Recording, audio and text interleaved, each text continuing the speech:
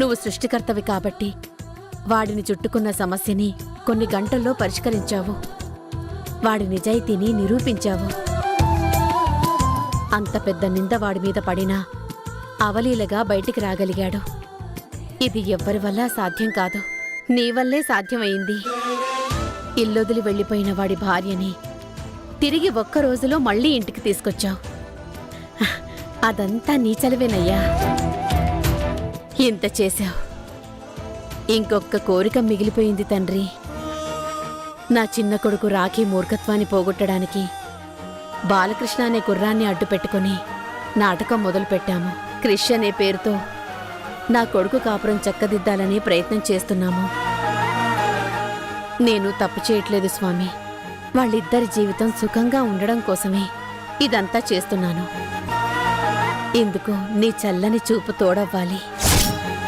నువ్వే వాళ్ళిద్దరినీ ఒకటి చెయ్యాలి. అప్పుడే నాకు మనశ్శాంతి.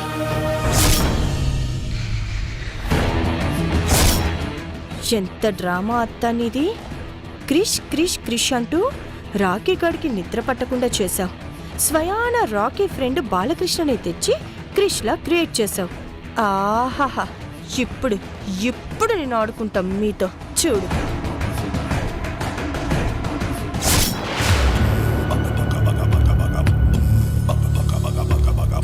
అమ్మలా ఆదరించాను అన్నావు. మరి అమ్మకి కూతురికి మధ్య క్షమాపణలుంటాయా చెప్పు? పరువు గురించి నువ్వు మాట్లాడితే దయ్యాలు వేదాలు వల్లించినట్టుంటుంది. దీపం నేలపాలైనా శృతి కళ్ళు నేలనే చూస్తున్నాయి. అందుకే అత్తింటి విలువ తెలుసుకొని వచ్చింది. ఆ రాకీ కంటే బుర్ర లేదు. సొంత ఫ్రెండ్ బాలకృష్ణని వాడుకుంటూ క్రిష్ అని చెప్పినా కూడా వాడు కనుక్కోలేకపోయాడు. కానీ అత్త ఎత్తులు జిత్తులు తెలిసినా నేను కూడా కనుక్కోలేకపోయానే. నేను అనుకున్నట్టు ఫోకస్ పెట్టుంటే ఈ పాటికి శృతితో పాటు లయ కూడా ఇంట్లోంచి వెళ్ళిపోయేది. అత్త తలదించుకునేది. ఈ ఇంటి పెత్తనమంతా నా చేతికొచ్చేది. కానీ ఏం లాభం? కానీ శృతి మళ్ళీ తిరిగొచ్చింది. ఇప్పుడు శృతిని టచ్ చేయలేం. కానీ మన చేతిలో ఉన్న ఆయుధం క్రిష్. ఆ పేరుతో అత్త డ్రామాలో పార్ట్నర్ అయిన బాలకృష్ణ ఇదే ఆయుధాన్ని వాడి లయ రాకీలను కలపాలని ట్రై చేస్తున్న అత్త ప్లాన్ రివర్స్ చేయాలి. రాకీ చేతే లయని ఇంట్లోంచి గెంటించేయాలి. అప్పుడే నాకు మనశ్శాంతి.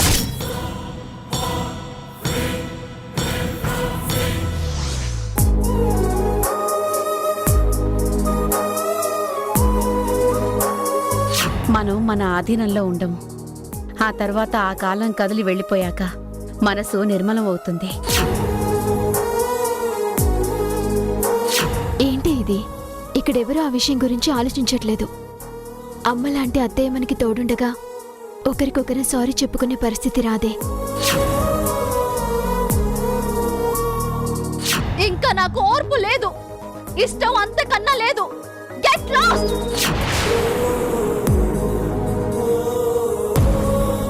ఏంటి శృతి, ఇంకా అలా ఉన్నావు?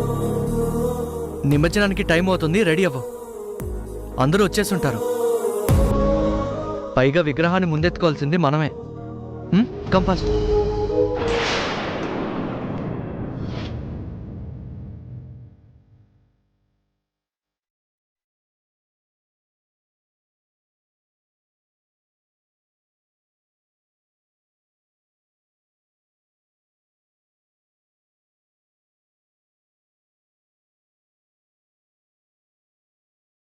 శృతి, ఆ కన్నీళ్ళేంటి? నన్ను క్షమించండి. మిమ్మల్ని అనుమానించు అనరాని మాటలని మిమ్మల్ని చాలా బాధ పెట్టాను. ఐమ్ సారీ అండి.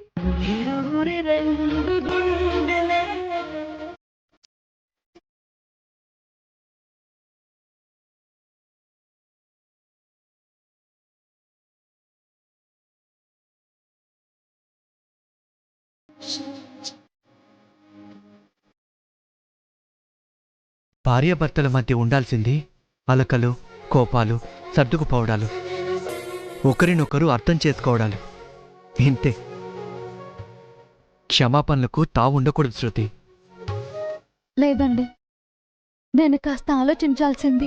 మీ గురించి తెలిసి కూడా మా బేబత్త మాటలు విని తొందరపడ్డాను. మిమ్మల్ని తప్పు పట్టాను. దేవుళ్ళంటి మిమ్మల్ని, దేవత లాంటి అత్తయ్యని కూడా క్షమించరని మాటలు అన్నాను. చాలా గిల్టీగా ఉంది. తప్పులందరూ చేస్తారు. ఆ తప్పుని తెలుసుకుని సరిదిద్దుకుంటేనే గొప్పవాళ్ళవుతారు. అప్పుడే వాళ్ళ కాపురం బావుంటుంది. అది లేటుగా అర్థమైందండి. ఇంతలా ప్రేమించిన మిమ్మల్ని నేను తప్పుపడితే మీరు మాత్రం నన్ను క్షమిస్తున్నారు. మీ మంచితనాన్ని తట్టుకోలేకపోతున్నాను. నీ మెడలో తాలి కట్టినప్పుడే నువ్వు చేసే తప్పుల్ని, నీ తొందరపాటుని, నీ అలకని, నీ ఆవేశాన్ని అన్నిటినీ భరిస్తానని ప్రమాణం చేశాను. పాటిస్తున్నాను. నువ్వెప్పుడు బాధపడి క్షమాపణ అడిగి నువ్వు వేరు నేను వేరు అన్న ఫీలింగ్ కలిగించకు.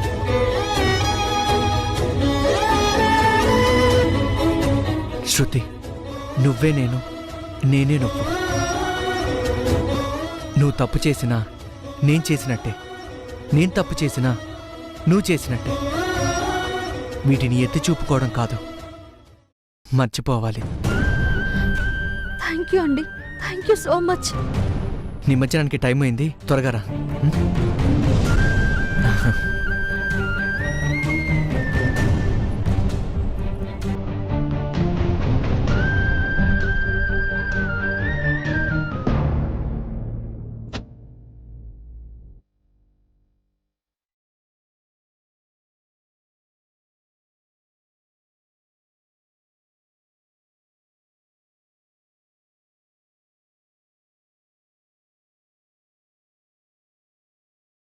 రే రాకీ,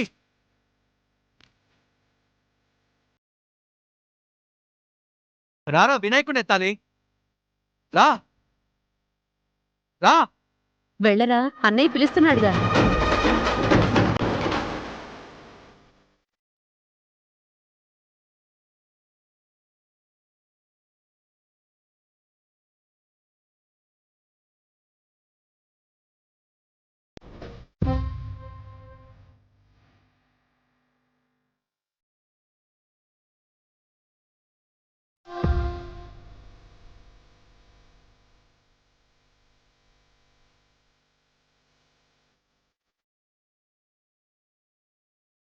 గణపతి బప్పా మోరియా.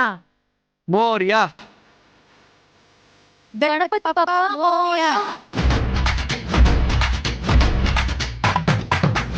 గణపతి బప్పా మోరియా. గణపతి బప్పా మోరియా. ఆదా లడ్డు చోరియా. రండి, రా.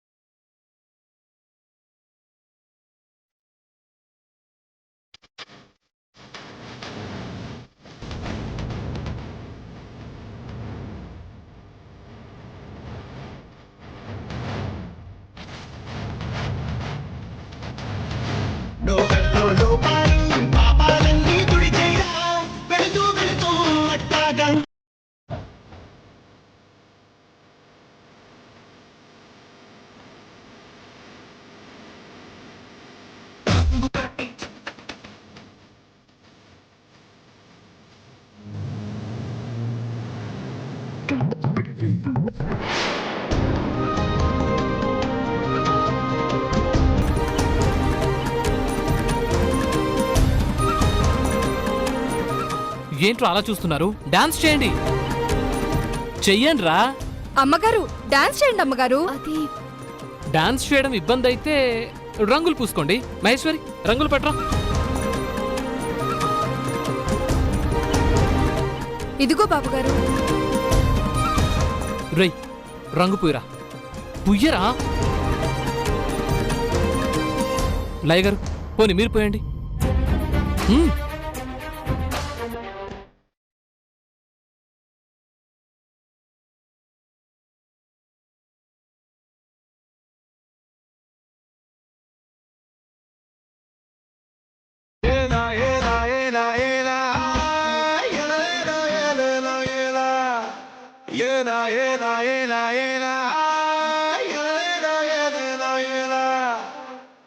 రే ఇప్పుడు నువ్వు పోయా.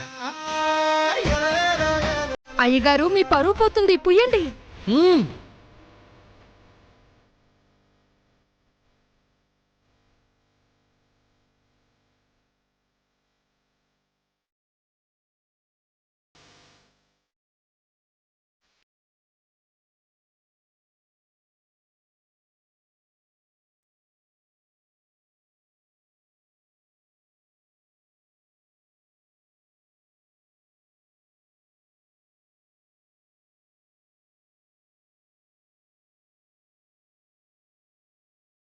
నిన్నల్లో ఊపిరి నువ్వే నారేపటిలో.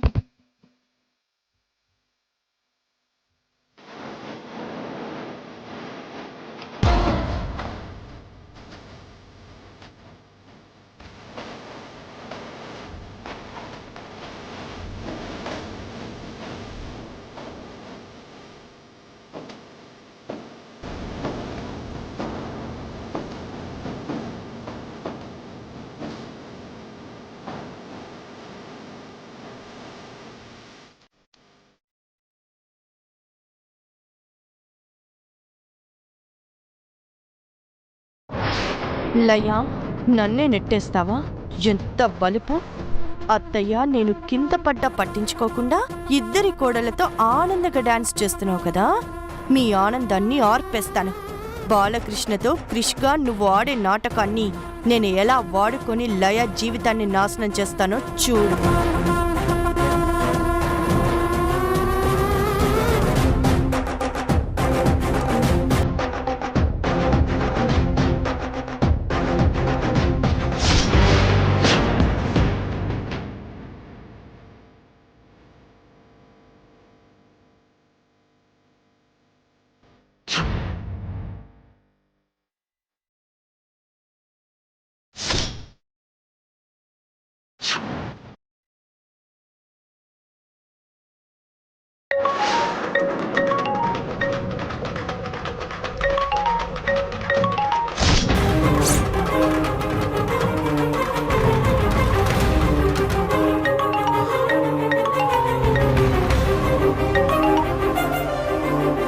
హలో, నీ శ్రేయోభిలాషిని.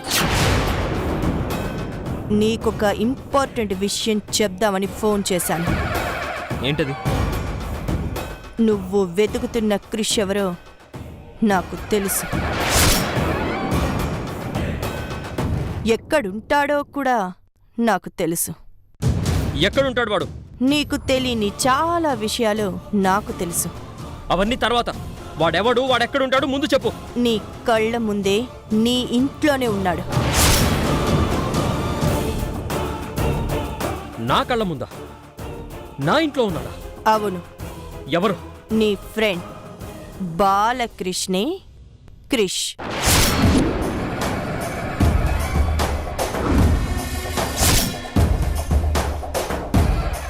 ఏం మాట్లాడుతున్నావు?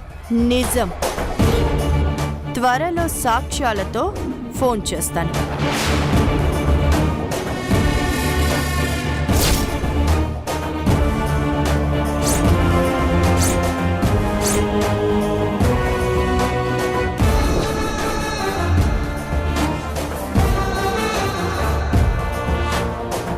రెండు రోజులు ఇక్కడే ఉండి వినాయక చవితిని అందరితో కలిసి సెలబ్రేట్ చేసుకుందామని వచ్చాను.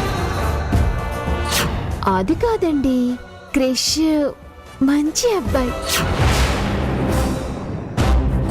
నా ఫోన్ దరిద్రం కాదు, అదృష్టం. అందుకే నిన్న పార్టీలో స్వీటీ చేతిలోకి వెళ్ళింది.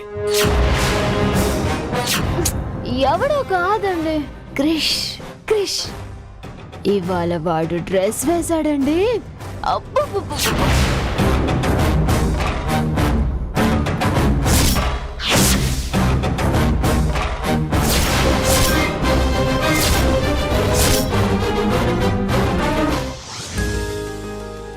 కార్తీక నిమజ్జనం అంటే అల్లరి అరుపులు అనుకునేదాన్ని, చప్పట్లు సరదాలు అని ఇప్పుడు అర్థమైంది. నాకు చాలా నచ్చింది శృతి. నాకు కూడా చాలా ఆనందంగా అనిపించింది లయ.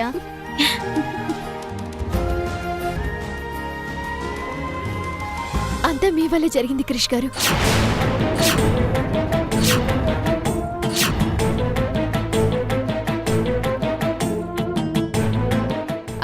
అదే అదే బాలకృష్ణ గారు.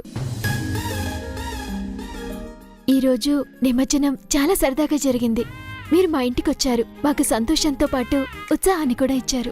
లైఫ్లో అప్పుడప్పుడు ఇలాంటి అకేషన్లు ఉండాలండి. ఆ అకేషన్లో మనవంతు హంగామా మనం చెయ్యాలి, లేకపోతే బ్రతుకంతా బోర్ కొట్టేస్తుంది. మీరు చెప్పేది నిజం బాలకృష్ణ గారు. అది లయకి కొంచెం అర్థమయ్యేలా చెప్పండి. ఇలాగే ఉండాలి, ఇంతే జీవితం అంటూ గిరిగీసుకుని ఆ గీతలోనే కూర్చుంటుంది. అప్పుడప్పుడు ఆ గీతలోంచి బయటికి రమ్మని చెప్పండి. ఊరుకోవే. శృతి, ఆయన పిలుస్తున్నట్టున్నారు. You carry on.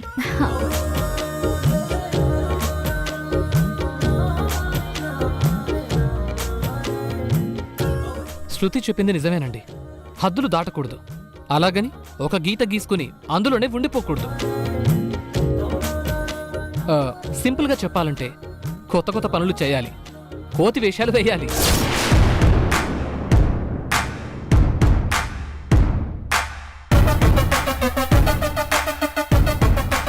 మనం ఇంకా చిన్నపిల్లలం కాదు కదండి. అలా అని ముసలోళ్ళం కూడా అయిపోలేదు కదండి. మీరు భలే సరదాగా మాట్లాడతారు బాలకృష్ణ గారు. మీతో ఉంటే టైమే తెలియడం లేదు. ఇంకా చెప్పాలంటే ఈ ఇంటికొచ్చాక ఇంతకాలానికి ఫస్ట్ టైం ఇంత సంతోషంగా ఉన్నాను. అంతా మీ వల్లే. థ్యాంక్ యూ సో మచ్ అండి. అన్నట్టు మీకు విషయం చెప్పడం మర్చిపోయాను. మీరు మాత్రం భలే డాన్స్ చేస్తారండి. చూడముచ్చటగా ఉంది, ఇంకా చూడాలనిపించేలా ఉంది. మీరు బాగా పొగుడుతున్నారండి. పొగడ్డానికి ఒక కారణం కూడా ఉంది. కారణమా? ఒక మంచి కాఫీ తెచ్చి పెడతారని. మీరు పొగడకపోయినా తెచ్చి పెడతాను. మీ కాఫీని మాత్రం పొగడక తప్పదండి. ఎందుకు? మీరు కాఫీని కాఫీలా చేయరు, కమ్మని అమృతంలా చేస్తారు. ఇది కొంచెం ఓవర్ అవ్వలేదు? కొన్నిసార్లు నిజాలు చెప్పినా ఓవర్గానే అనిపిస్తాయండి. మీరు జోకులు కూడా బాగానే వేస్తారు. మిగిలినవన్నీ వచ్చి వింటా. ముందు మీకు కాఫీ తీసుకొస్తాను. అలాగే. వీడు డబుల్ యాక్షన్లో జీవించేస్తున్నాడు, అది సింగిల్ టేక్లో సీన్ పండించేస్తుంది. నాకు ఫ్రస్ట్రేషన్ మిగిల్చి వీళ్ళు ఫెస్టివల్ సెలబ్రేట్ చేసుకుంటున్నారు. వీళ్ళ ఓవర్ యాక్షన్ చూడలేక చచ్చిపోతున్నా.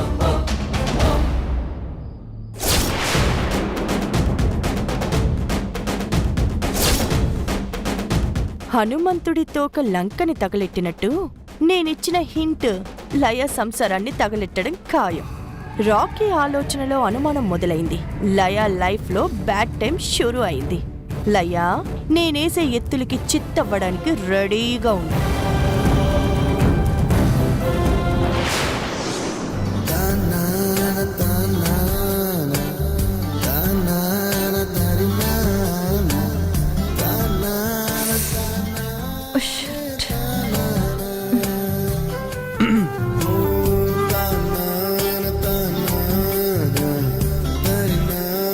హాస్పిటల్ లేదు, హడావిడి లేదు, పేషెంట్లు లేరు, ఫోన్ కాల్స్ లేవు. మొగుడేమో మంచి మూడ్లో ఉన్నాడు, పెళ్ళాంగారు మాత్రం కేర్ చేయట్లేదు. అబ్బో, అబ్బాయి గారికి హఠాత్తుగా ఆరటం ఉప్పొంగుతోంది. ఉప్పొంగదా? ఉప్పు కారం తిన్న బాడీ. అది ఇప్పుడు గుర్తొచ్చిందా? ఎప్పుడూ గుర్తుంటుంది. ఎప్పటికప్పుడు దాటేసేది తమరే. చి పోండి, సిగ్గు లేకుండా. శృతి, ఒక ముద్దనివ్వచ్చు కదా వద్దు, ప్లీజ్. చెప్తున్నాను కదా, అవ్వవా? వద్దు. మ్, ఆ,